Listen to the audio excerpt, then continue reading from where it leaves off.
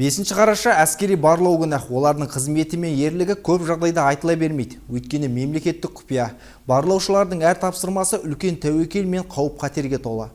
1992 жылы 5 қарашада Қазақстан қарулы күштері бас штабының барлау бөлімі құрылды. Әскери барлау мемлекеттің қауіпсіздігін қамтамасыз етуде маңызды рөл атқарып, елдің қорғаныс қабілетін нығайтуға айтарлықтай үлес қосады. Аса күрделі өмірге қауіпті тапсырмаларды орындауда барлау бөлімшелерінің әскери қызметшілері айрықша төзімділік, батылдық пен кәсіби шеберлік көрсетеді. Әскери барлау бұл төзімділікті, шыдамдылықты қажет ететін әскери қызметтің ерекше түрі. Біздің жеке құрамымыз өткен оқу жаттығуларда күннің суықтығына, алған жарақатына қарамастан, жолдастарын қиын жағдайда қалдырмай, соңына дейін жүріп өткен. Осы сәтте менің әскери барлаудың ең ерекше және шыдамдылықты, төзімділікті қажет ететін әскери қызмет екеніне көзім жетті.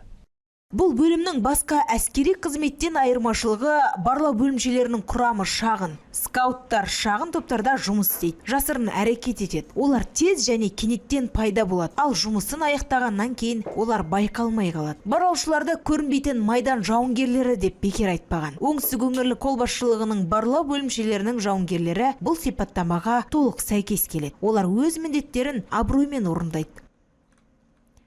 Гүлнар Тайжан, Аружан Меркібайқызы, Мержан Ерболатов, 24 Ньюс.